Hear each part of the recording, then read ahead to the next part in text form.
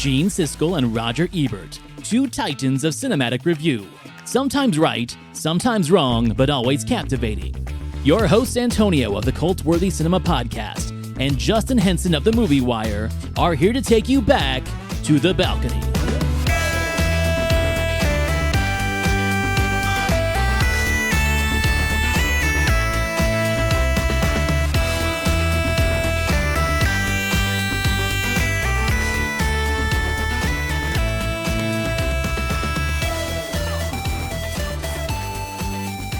And welcome to Back to the Balcony.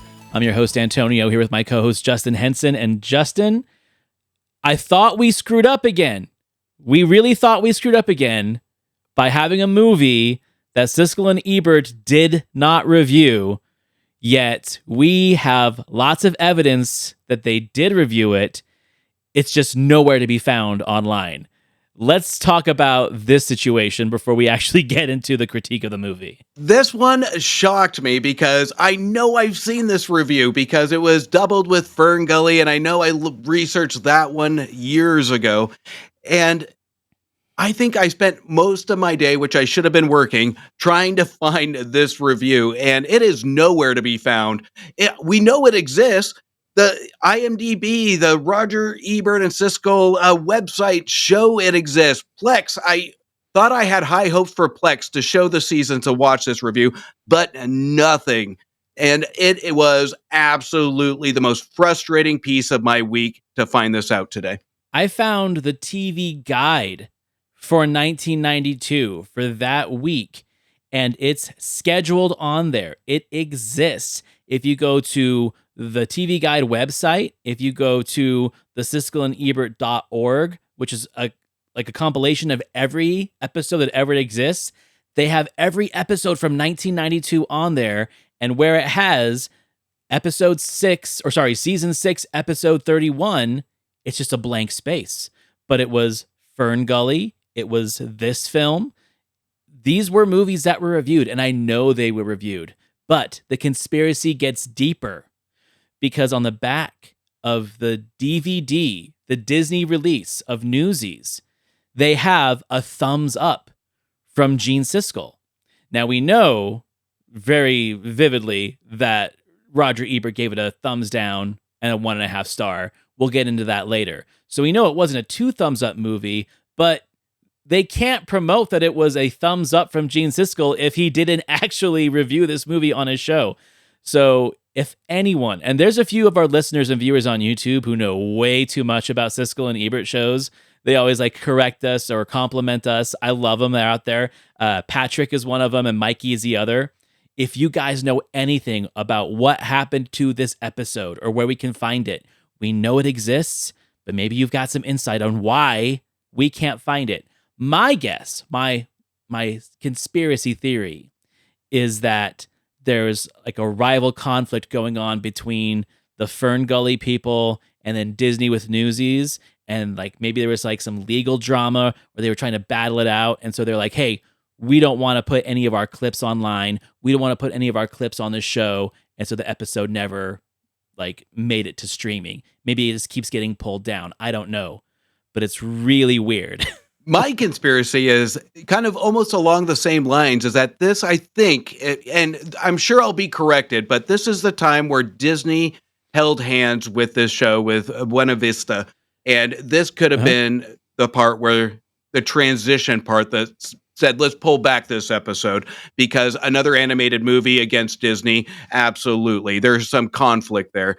But then we also get, if I were to put on my tinfoil hat, this episode did have a lot of heavy topics: environment, unions, child labor. So there could have been a higher topic here that even Disney might have said, hold on, we don't really want this in the archives of release, because this is a movie that was very ambitious at the time. This is a movie that tried to make almost a fun aspect of child labor and unions. And that's something at that time that Disney didn't really want to have their hands in after the reactions of what we got. Obviously, we know the outcome. It got a cult following, so on and so forth. But I think there is a lot of hands in the cookie jar of what to do with this episode. And I know Siskel and Ebert said that they were at arm's length with Disney. But at the same time, it is a big question mark on where in the hell this episode went. Well, before we even start talking about the movie, I know you're a supporter of it, and you are justifying that by wearing your Newsies t-shirt under your sports coat. Oh, and you brought a Newsboy cap too. How adorable. Let's just get this out of the way, okay? I said it in the closing part of last week's episode. I hate this movie. And you know me, I don't hate a lot of movies. If anything, I'm Mr. Go underdog movie. I'm going to cheer you on even if the critics hated you. No, I hate this movie. I haven't watched it since early mid 90s. I think maybe once in a drama class because I never saw it in the theater, and then maybe like once again at a sleepover or part of it. I don't know. All I know is I never had any sentimental connection with this movie. So rewatching it was a chore. I got Disney Plus. I put it on, and I instantly started complaining about it in our group chat. And you are a defender. Our buddy Josh is a defender. And dude, 55 minutes in, I had to take a break only to find out there was like another 55 minutes after it. Like, this movie is 2 hours and 10 minutes long. It has no right being that long. I've said my piece. So my goal today is to try and justify why it has such a strong cult following. Critics bashed it, yet on IMDb, it has a 6.9%. Audience score on Rotten Tomatoes is huge. Critic score is low. So this is a movie for the fans. Just like the Broadway show is a show for the fans. I went and read some of the reviews of that. Critics didn't really like that either, but it had a following, those Newsies lovers. So I'm sure I'll get your insight on that in this conversation, because we've never talked about this movie other than kind of just shooting shots back and forth of, oh, I love this movie and I hate this movie. So before we even start, what is your attachment to this film, bro? And when did it start? You know, I dreamed about this moment right from in our group chat. You brought up Newsies and the hatred of it. And I just giggled in the background, just saying, I will wait for the day where we have this discussion. Someday. This is a movie that, honestly, just like most, it bombed at the box office because this was a period piece that didn't know what it was. Critics didn't know what it was. It was an ambitious experiment by Disney to have a musical about labor unions, children, holding strikes, and making it a musical. This was originally intended to be a drama. So Disney went on a limb on this one, and people weren't attracted to that spending money to go to the theater. So I saw it on video, just like, again, most. And I have to tell you, the minute the first song came up, my attention was there. And I can't tell you how many times as a kid, especially during the first time, I remember the 19-inch TV, I had to rewind King of New York numerous times, because the one thing that is going to be hard to debate with this movie is that it doesn't have catchy numbers. It doesn't have the energy in the numbers, because it is a very good musical. And if you're not a fan of musical, this is the uber musical that it puts in things that if you hate musicals, it goes full on attack mode of things that you really don't like about musicals. But this is one thing that gained the cult following. It inspired, it had a lot of good messaging, and I can see a lot of the kind of the pushback on the messaging, but this is where I think it really was experimental and why I did like it. It reminded me of 1977's Pete's Dragon, where it did an homage to a lot of this overacting, these outlandish choreographed scenes, the cheesiness of it. They brought it back in 1992 thinking that the audience was the same. But as I grew older, and I watched this movie numerous times, probably 2-3 times a year, it became apparent to me that this wasn't a kid's movie. This was for the generation that really did enjoy that cheesy overacting, that overdone choreography, the simplistic lyrics to the music, to sole intent is to make you feel good, to kind of force that emotion out. And when it comes to a kid watching this on VHS, this is where I will definitely contradict Roger in his review that we'll get into, is this isn't a movie that kids are going to understand to the full extent, but it's simplistic enough to still enjoy and inspire. And those of you that were in elementary school when this movie came out, I will challenge how many schools didn't have this performed in music auditoriums or choirs. So this is a movie that its intent is solid. It inspires and makes you feel good by the end. It's nothing more, nothing less than that. And if we try to overthink this movie on what its intent is, that's what our critics did at the time, is over explore this movie. Yes, it's cliche, but it's a Disney movie. It is cliche, but the musical numbers are energetic, and I can take all the dialogue out of this and still understand the movie through the musical lyrics and through the choreography. So that's why it's so special to me, because whenever I am feeling low down, whether I'm a kid or adult, there is no mistaking that this movie makes me feel good. I would have loved to have seen this as a drama. When I read that this was originally written and intended to be a dramatic thing, the first place my mind went to was like, oh, like The Journey of Natty Gann. We're going to make a dramatic film in the 80s about the Depression and about like a coal miner dad that goes missing and his daughter's trying to find him. Like, that is what I think the vibe probably would have been when this was originally written and developed. And then they turned it into a musical.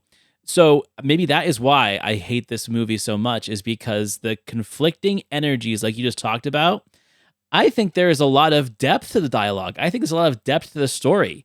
And then you throw these long-winded musical numbers in, and it takes away from the story for me. And, I'm not saying that Alan Menken is not like a great songwriter. He is, We've seen all of his things he's done with Disney, all the things he did off Broadway.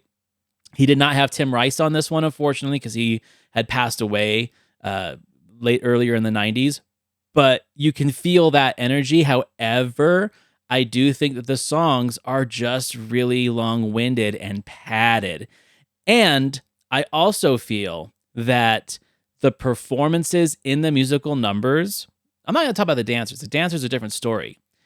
I love Christian Bale. I love Christian Bale's dramatic performance, but once he starts doing his musical numbers, in my opinion, I almost see like a glimmer of shame as he's like, okay, now I have to do my musical number. It's a conflicting energy and it's a conflicting performance. There are a lot of great theatrical performances and kids in this movie, and I'm not saying that those aren't entertaining. It's just too much. Kenny Ortega, the director, known for his work in Dirty Dancing and eventually High School Musical, which, of course, like, this is the spawning ground of what High School Musical eventually became, because I think that was the audience and that was the era for movies like this. Maybe if this came out 20 years later, it might have had a better shot. But that's my biggest thing with this movie is I don't like the songs, I don't like the musical numbers, and I don't like the mismatched performances. Some of the best characters in the movie are the side characters. Gabriel Damon is Spot Conlon. I mean, I love that kid. He's the bad kid from RoboCop 2. He's the voice of Littlefoot in Land Before Time. So he definitely was a recognizable face of that time. I liked that kid. I liked Max Casella from Doogie Howser. But our two leads here have problems. Christian Bale, like I said, good in performance, but when it comes time for the musical, I'm just not buying it. And then David Moscow as David Jacobs, the other lead of this movie, does not belong. I'm sorry. I do not like his performance. He was young Tom Hanks in Big. I dug him as that. But in this, I just could not get him. As I was watching the movie, what I realized is I wanted Thomas Ian Griffith, the guy from That Thing You Do. I wanted him in that role because that seemed like it would make a lot more sense. Because for some reason in my mind, that was him. And I was wrong because I haven't watched this movie as much as you. And when I realized that it wasn't him, I'm like, ugh, I don't like this kid. And he has so much of the movie on his shoulders. you go, because I'm going to just keep on going and repeat the same stuff. Well, and here's the deal. Christian Bale, I almost feel the opposite because we can see like he's right off of Empire of the Sun on this one, and I think he's having trouble here transitioning to the serious that slash Disney slash musical. So there is some struggle here, and we do see that pop up, but I wouldn't say it's a distraction. I wouldn't say that it's a struggle. I think he finally finds his way a little bit, but I'm going to blame a little bit more on the editing or the character direction more than Christian Bale here. Because when we get that song, and it stands out, it's his best song. And I would say in the musical numbers, there are moments where you can see it's just sloppy. I will give you that. But when he sings Santa Fe, that's where it really comes together with the dramatics, where we can tell a forte with Bale at an early age, and the musical numbers. But when we get into anything else, we do see a little bit of a struggle. And I think it almost this is going to really contradict everything I've ever said, but it almost complements the movie because we do see the flaws in a lot of the cheesiness. And if it tried to be something that it wasn't, and it tried to be more of the dramatic with some good musical numbers, then that element would throw this movie off. But I think it actually blends quite nicely where it hides a lot of the flaws. It hides a lot of the performance flaws that we see, especially from Bale, because we have flawed characters. We have a lot of internal struggles from the kids in the orphanage to even Bill Pullman, who's a fantastic character that really does, as an adult, resonate with these kids. It gives that hero element of the question mark of who is the real hero, the adult that really does go against the power of the press, the one that works in the belly of the beast to support these kids who know it's morally wrong what's happening to these kids, and he still goes against it? Or is it Jack Kelly that really leads an army? To me, these are equal grounds, and by the time we get to the climax, it comes together where it comes to the point of morals is the hero. And that's what I really valued about this movie is it doesn't insult the adults, it doesn't insult the kids, it insults the moral it doesn't insult the moral intent, because everybody at the end of the day is on the same ground if you put the right actions in of having a straight arrow of a moral compass. And does it explain that 100% accurate? No. But if you give up on this movie, then you won't see kind of what the outcome's going to be. And over the years, I didn't see that as a kid. I didn't see it as a teenager. But as an adult, I appreciated that. And I love this movie even more because of that, is that it keeps the adult and the kids on equal ground of who is the real hero. And the adults, of course, in a Disney movie are always going to be the adult. And that's what throws off the balance here of what this movie wants to be.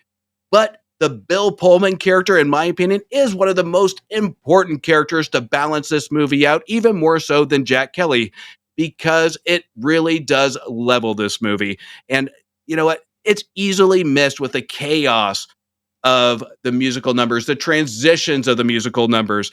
I get it.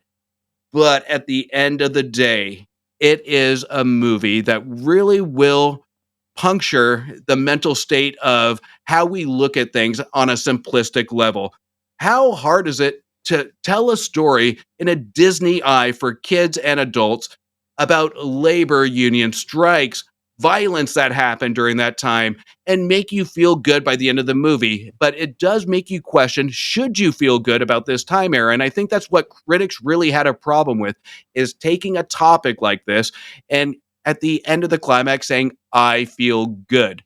Because it really shouldn't have had a happy ending. But at the same time, this movie was all about leadership. It was about hope and what could become of an outcome if one voice isn't the loudest voice, but it's the leadership that really takes a party there. No, I get all of that, and I think that the story, I just don't think it's the right story to preach that message so whimsically. But again, like, I'm not saying that it's a bad movie for its attempt.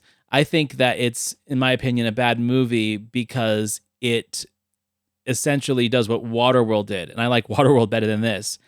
It's got an enormous production. Enormous sets, enormous costumes, 20,000 extras. There is a lot that goes into this movie. They had big hopes for it, and I just feel the ambition is its biggest flaw. When it comes to the adult characters, I agree with you. I thought Bill Pullman was great. I think that he came in, he did everything that he needed to do. I don't think he had to sing. I think the film would have done better if they would have just kept the singing for the kids and let the adults be an adult world. You know, Michael Lerner doesn't have to sing. Great. I didn't want to hear him sing anyway. And Margaret, you got to have her sing because she's Anne Margaret, right? There is something to be said, though. I'm going to get into it when I read Gene Siskel's review, though, is like, what the fuck is Robert Duvall doing with his performance in this movie? Like, this was the most phoned in, comically bad accented performance. And like, I almost didn't recognize him at first. I saw his name in the credits. I was like, Robert Duvall's in this movie? I don't remember that. And then it was like literally 3 minutes of him speaking. I'm like, oh, that's Robert Duvall? I thought this was like some dude they pulled off the street to play Pulitzer. I was so disappointed. Best adult in this movie, though, I'm going to say goes to Kevin Taihe, who plays Snyder, like the warden of the boys' house. I love that dude. He's a great villain. He's one of my favorite characters of Eight Men Out as like the bad bookie. And he brings that same energy to this movie. I'm like, give me more of that guy. So the adult performances, with the exception of Robert Duvall, I thought really helped this movie a lot. In fact, I was waiting for more of their appearances because, and it's not that I'm like a Grinch-hearted dude, there was just too much kid for too long, and I needed that adult break. That's just one of the things. And dude, I had that opinion when I was like 11 when this movie came out. It was like, these kids are annoying the hell out of me.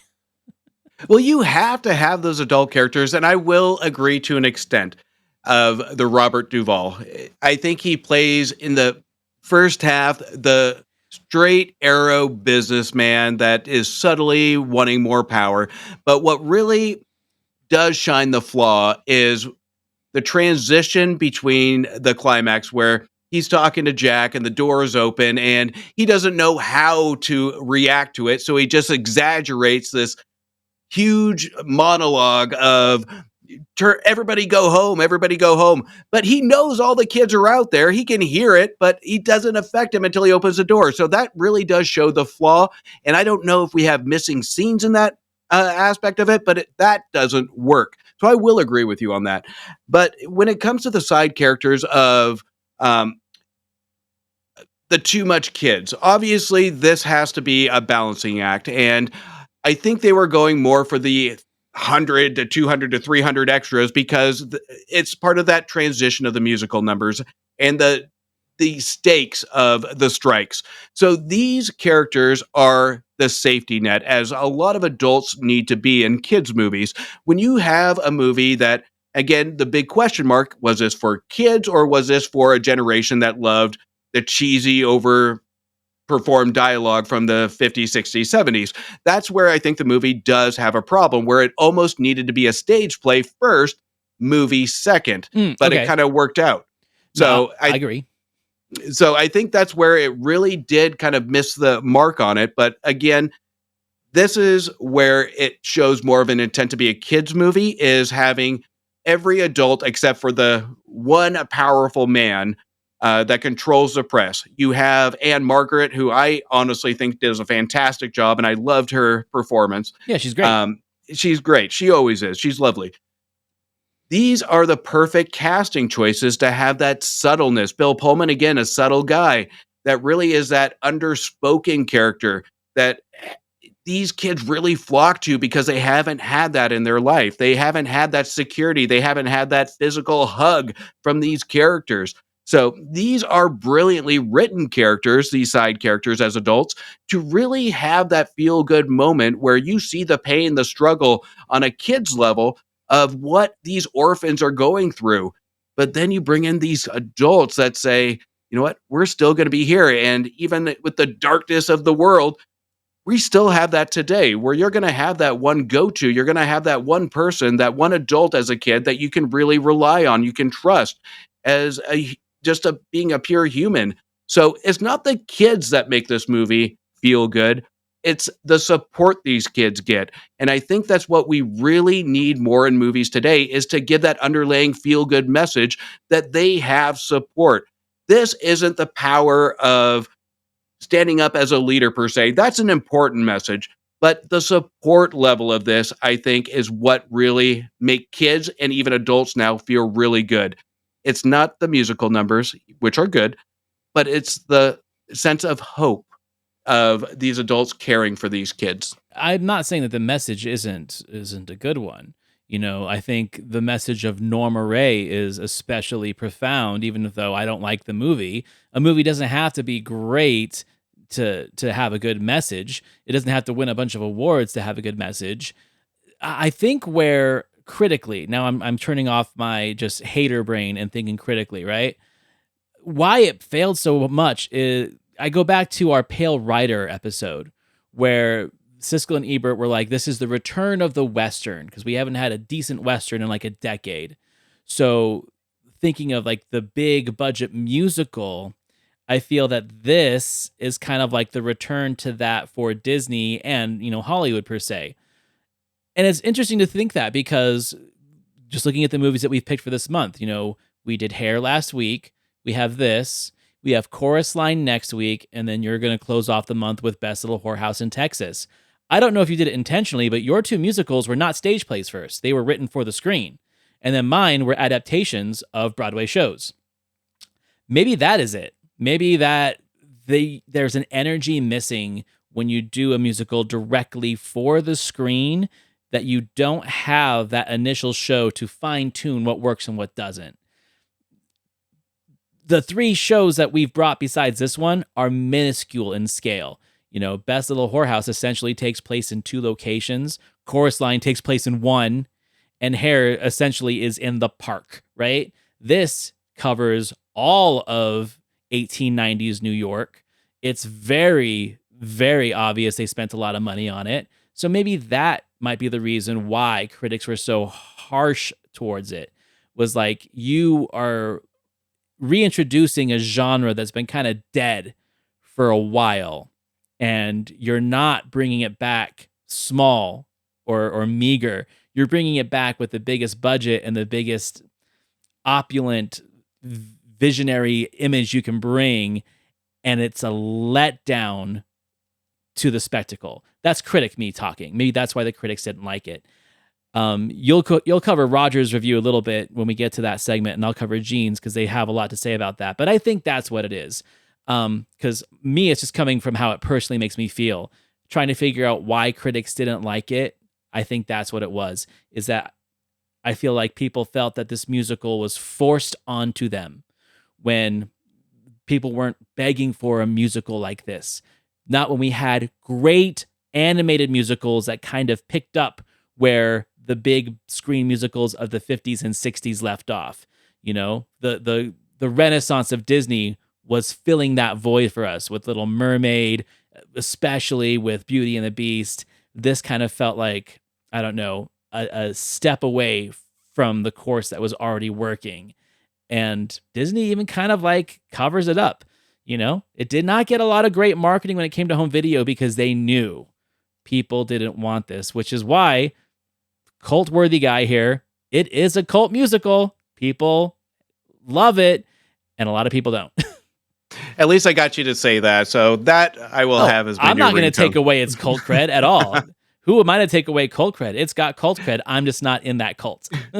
Well, we've talked about it before. We talk about the intent of a movie, and a critic has to look at what the intent is. Who is it for? Who is it going to entertain? And here in 1992, along the 90s with family fluff, a lot of films that just kind of fill seats, we look at the intent of who wants to see a movie based in 1899 about labor unions, and who, again, also where it splits audiences, you love them or you hate them, make it a musical. So this is where, again, it could have been more successful if it started as a stage play versus a movie, because then people would be familiar with what its intent is supposed to be. But this is one where it just confused, and it's hard to market a movie like this when you're just kind of going into the musical aspect, and it's not going to help its cause anymore, because parents know do I even some adults now don't like period pieces. They don't like that feel. So it's going to detract a lot of audiences. So, and I think when the soundtrack actually came out in 1992 and people actually listened to what this movie is and schools started showing it, then that really grew an attraction to the home rentals and all that, that really said, this isn't as bad as what the marketing was when it hit theaters. I can kind of understand what it's doing. But even now, if I were to have a movie that kind of tested the waters on intrigue when it comes to period piece, very kind of questionable topics of labor unions and child labor, stuff like that, there would be a question mark on me as a parent if I should just go into this with a child or do I need to see it first to see if this would entertain or teach my kid. And I think that's where this movie really did confuse critics. I don't want to say that they went into this movie or coming out of this movie saying, this was a misfire. I think they didn't have time to digest it for a second or third viewing to really truly know what the intent of this movie was. At this time, for critics, this was a safe no. This was a safe, I can't recommend this because one, you're going to blame me if your kids don't like it. Or two, it didn't entertain me because it's a period piece and I won't put my stamp on this. So, and I think that's where critics really do miss. And over time, we have seen critics change their rating of this movie.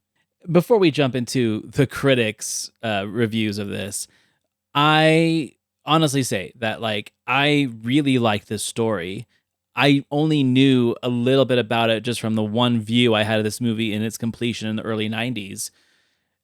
But watching the movie now and knowing that at this same time, Scorsese was like pulling his hair out trying to get Gangs of New York made for like 20 years, I wanted to see that version of this movie. I wanted to see this story told not through a musical, but through like the dinginess and the darkness and the violence and the depravity of living in New York City and Brooklyn in the 1890s and seeing what kind of violence actually happened, which you can guarantee was bad. It wasn't the sanitized version that we see here. I wanted to see the Gangs of New York version of this movie. I still do. I still think someone should make it because then I think that would even be more of a messaging of how bad it was for kids before there were child labor laws, when the fact that kids on the street had to form unions just to earn enough money to stay in a boarding house, not even have like a real home. Like that to me was the real meat of the story. And they do well enough explaining that through the whimsy and the fantasy, but give me that dark, violent version. I want to see that.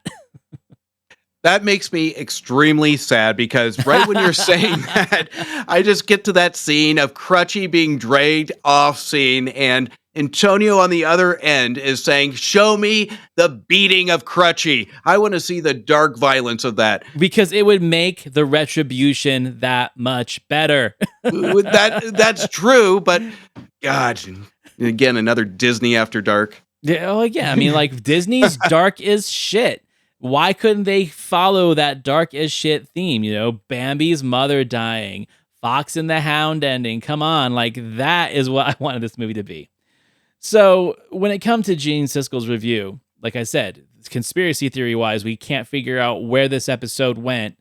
And I had to like dig through the bowels of the internet to find it. The reason why I couldn't find it in the Chicago Tribune website is because he didn't do it as an official review. He did it as a flick of the week. So it took me to the wrong page. So I'm going to go ahead and just read what he had to say about this movie. Our flick of the week is Newsies, an old-fashioned musical that is better when its characters sing and dance than when they talk. I've already said I disagree with that. Using the unlikely subject of the turn-of-the-century newsboys' strike in New York. Newsies features major production numbers with ragamuffins rallying against penny-pinching newspaper barons. Alan Menken of The Little Mermaid and Beauty and the Beast fame composed the score of Newsies, and some of its melodies are absolutely haunting. Newsies was directed by choreographer Kenny Ortega, and he predictably is more comfortable with dance numbers than he is with actors. I mean, when was the last time you saw Robert Duvall give a bad performance in a movie? Well, he gives one here as Joseph Pulitzer, who raises the prices of the film's newsboys that must pay him for their papers. And Margaret is similarly awkward as a dance hall gal who befriends the boys. Also, it would be a relief if at least one of these kids didn't have a thick, comical Brooklyn accent. Agreed. Christian Bale has certainly grown up since Steven Spielberg's Empire of the Sun, and he does a nice job as the leader of the Newsies. He completely carries the screen in a dance solo as he enacts his fantasy of moving to Santa Fe in a tribute to the choreography of Agnes DeMille in Oklahoma. Indeed, your enjoyment of Newsies will depend directly on how much you enjoy musicals, because this corny story of youthful workers in rebellion is tedious when it's without its melody. So, I agree with him on like every single thing he said in that review. What I don't understand is how it got a thumbs up on the show and how that was able to make it to the back of the Disney DVD. Again, I don't know. The conspiracy's thick. Well, the advertisement on the back of the Disney DVD is simple. It's a thumbs up. At that time, they're taking whatever they can get, and a Siskel or Ebert thumb is going to be stunning. Huge. It's visually stunning. So I know going to the video store, that's the first thing that stands out if I'm reading the back of a movie is if they got that or even the front. But Gene is spot on here because it really is a love or hate. If you hate musicals, you will hate this movie. There is no doubt about it. But if you can tolerate and if you enjoy Disney musicals to an extent and you just want to listen to the music, I think there's a subtle good watch here if you just want to listen to some catchy tunes. It is a corny story when it comes to how they integrate story, music, and characters. Now, most of the characters are based on these characters from the early 1900s to late 1800s, except for Jack Kelly. So there are some realistic aspects to it. Over dramatized, overacted, yes. And that's what makes it corny. But if you're not a fan and you can't release yourself to a watch of corniness, especially in an 1899 setting, then again, you'll hate this movie. And I think the live action musical fixes a lot of these flaws to kind of just integrate it. They changed the Bill Pullman character to a love interest reporter, a female character that's the daughter of Pulitzer. So I think that would have worked a little bit on the fantasy level, but Disney wanted to keep it as true as possible without being kind of based on, but rather inspired by. So I think Gene, in his corny comment, really does nail it to the pure definition of who's going to like this movie. Well, and you know that it's a Gene review because he uses the word ragamuffin. I'm like, oh, that's such a Gene word. So I want to make myself perfectly clear because I've spent the last 37 minutes kind of bashing this movie. That's just my opinion, right? And what you said and what he said is 100% how I feel about this movie. I'm not here to yuck other people's yums, right? Like, I just do not like this movie, but I've never told you you're an idiot because you do. People like what they like. I love the musical Voyage of the Rock Aliens. It's dumb as shit, but I have more fun with it than this movie because it knows what it is.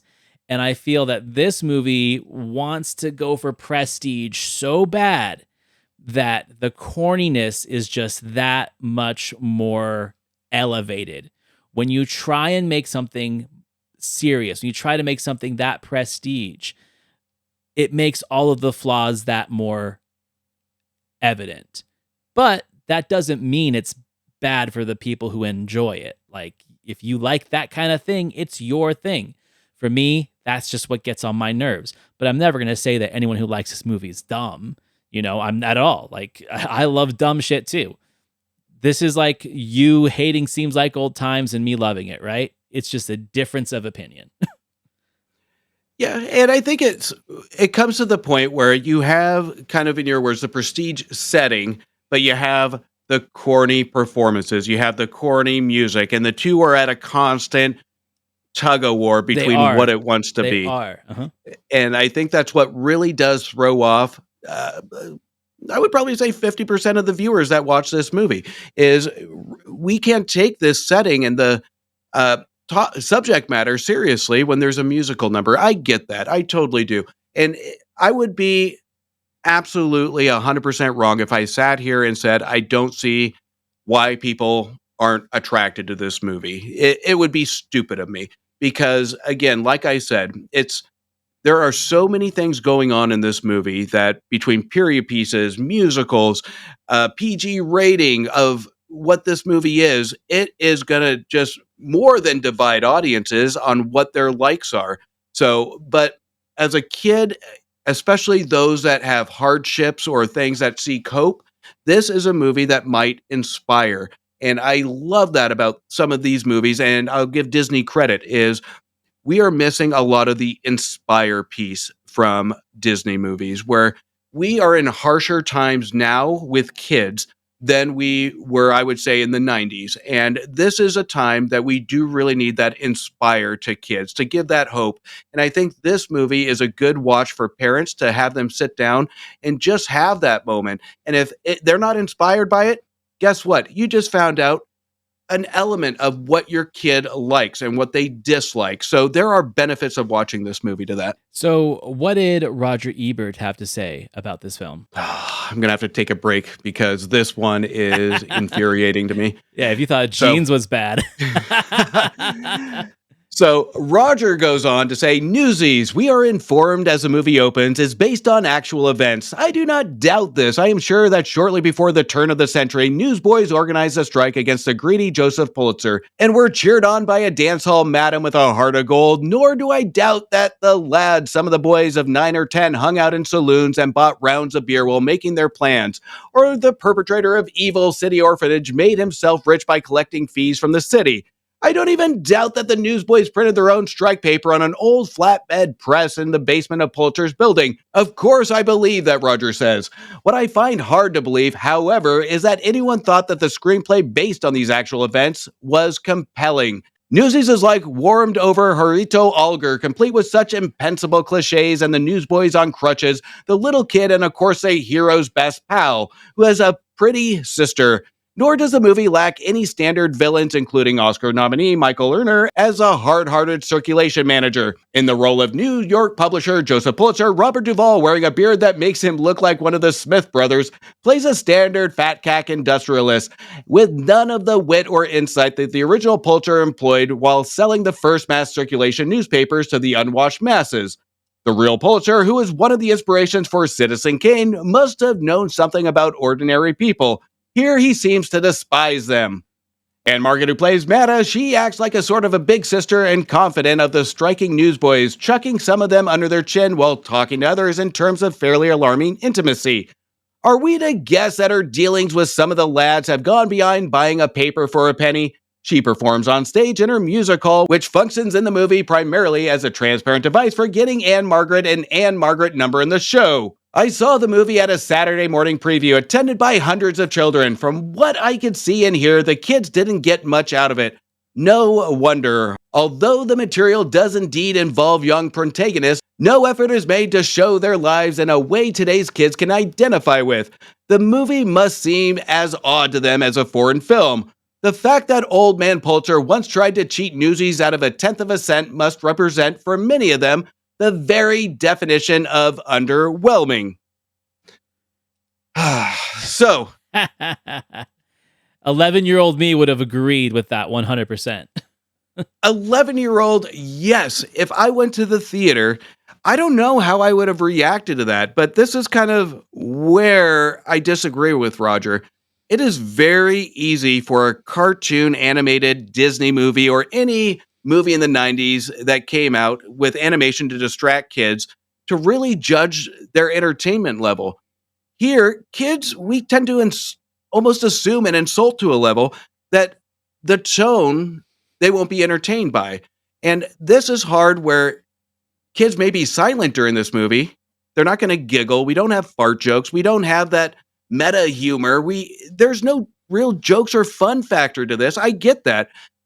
But it's hard to gauge a kid's reaction with a movie like this because we're not going to stand up and cheer in a lot of these situational pieces.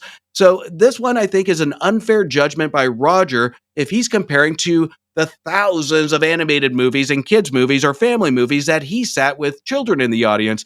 This is a little bit different, where you can't, if I were to assume, can't judge a kid's reaction.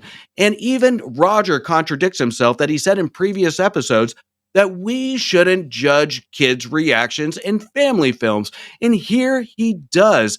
He listens to that. And I think it's to really justify his judgment of this movie. To me, I don't think this movie deserved a 1.5 per se. I think if a critic is unsure what an audience reaction is going to be, it should play it safe at a 2-star minimum. Because again, this is a hard movie to read for 1992, especially when it comes to the family element. But again, I think we both agree that his opinion of Robert Duvall, there isn't really interest to it. It is a throw-in character, and there's really no forte to what he actually brings to the table here. There is no real villain, as Roger says, because it's so unthreatening.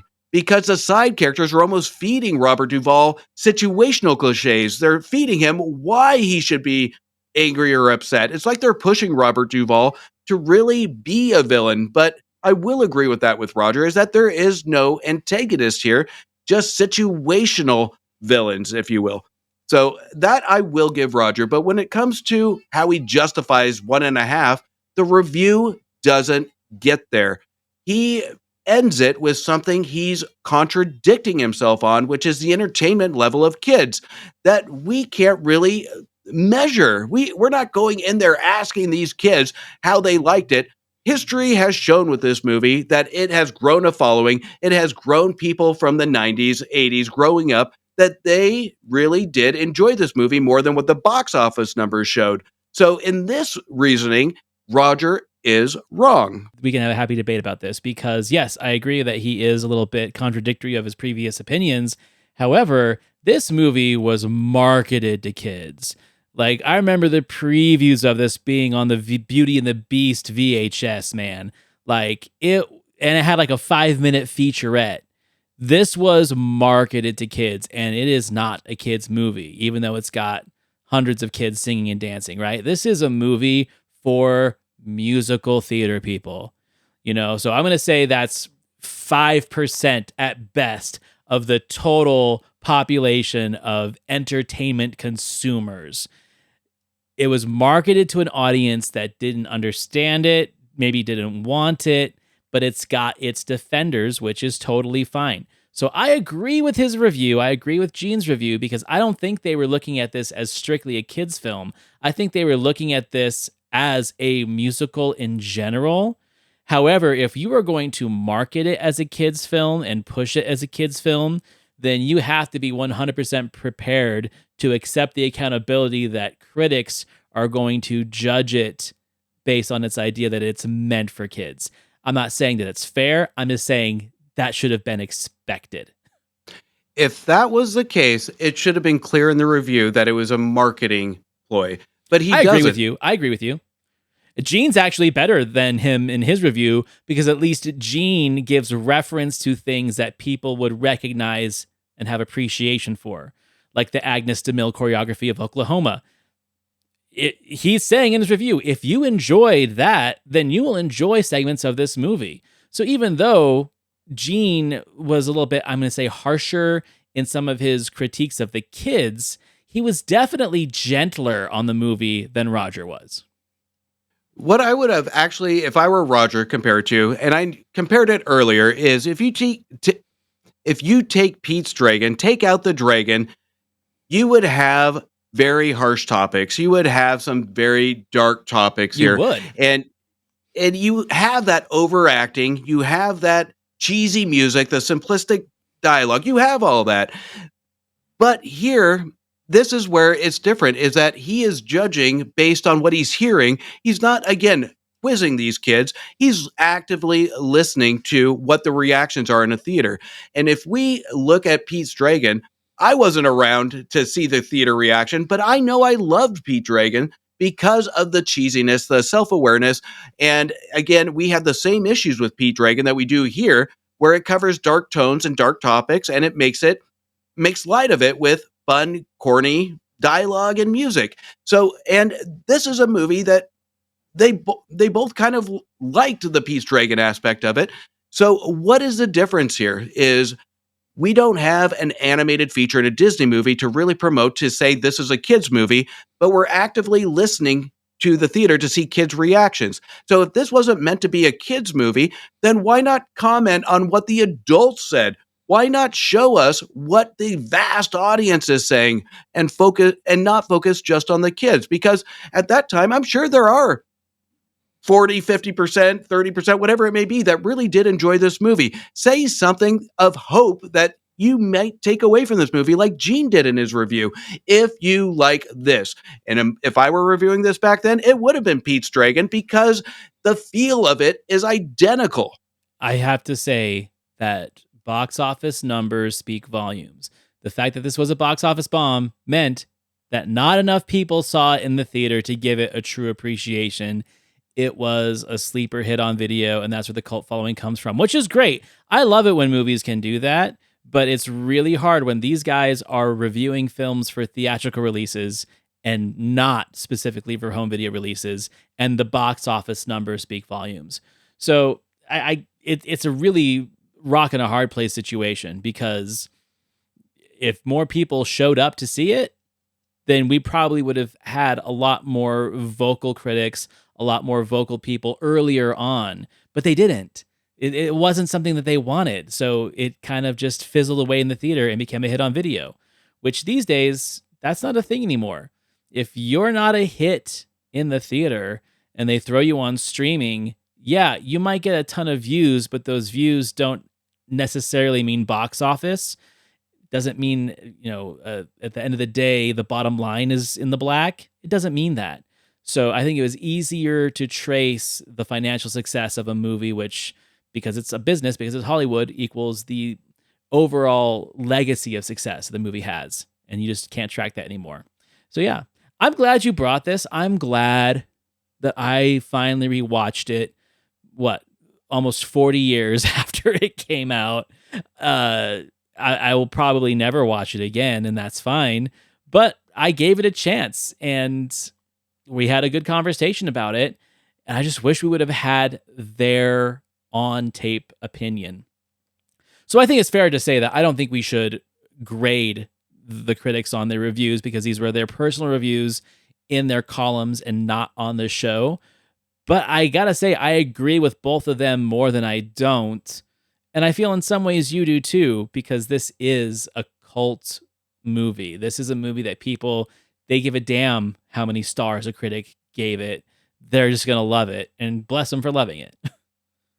I think just based on word of mouth on how it's interesting to me is these movies that do get a cult following after the release, after horrible marketing, horrible reviews, the odds are going against movies like this.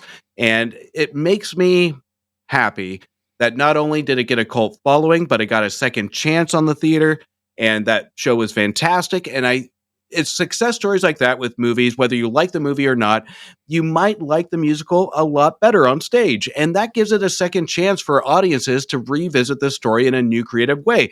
That's not a freaking reboot. It's a different light to see it live or filmed on stage, and it gives a chance to appreciate the production value in a different light. So there's a lot of things to appreciate about Newsies. If you didn't like the movie, the journey of Newsies is just as interesting.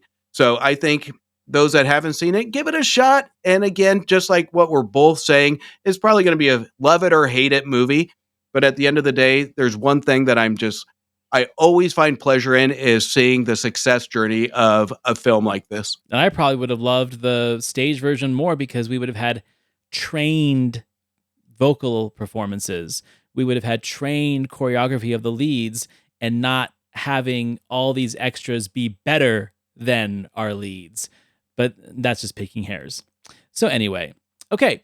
So let us know what you guys think about Newsies. I'm pretty sure the comment section will be thick for this one, because I'm telling you, man, like, I watched some of the Newsy appreciation videos on YouTube, and they've got comment sections that are just full of conversations like we're having right now. So I'm curious to see what this one does. As for next week, It's my turn to bring the next musical to Musical March. I am bringing Richard Attenborough's adaptation of the stage hit. For the longest time, it was the longest running show on Broadway until Cats took it over, and that is Chorus Line, starring Michael Douglas and a bunch of people who I don't know and didn't have a whole lot of careers after this, but hey, they're talented. We'll get into that next week. But yes, that is next week's movie, is A Chorus Line. Curious to see what Justin has to say about that. I have the DVD, which means that I like it enough to own it. Doesn't mean I will watch it religiously. I'm not gonna lie, it was my mom's and I inherited it. But yeah, it's on the shelf. Well, like I said last episode, there's only a handful of musicals that I absolutely hate. I am biased to musicals, but we'll see if this is one of them. We'll see. I'm excited. All right, everyone, you know what to do. Like, subscribe, give us 5 stars. You can follow me, Antonio, at the Cult Worthy Cinema Podcast. You can follow my co-host Justin over at TheMovieWire.com. And we will see you next week.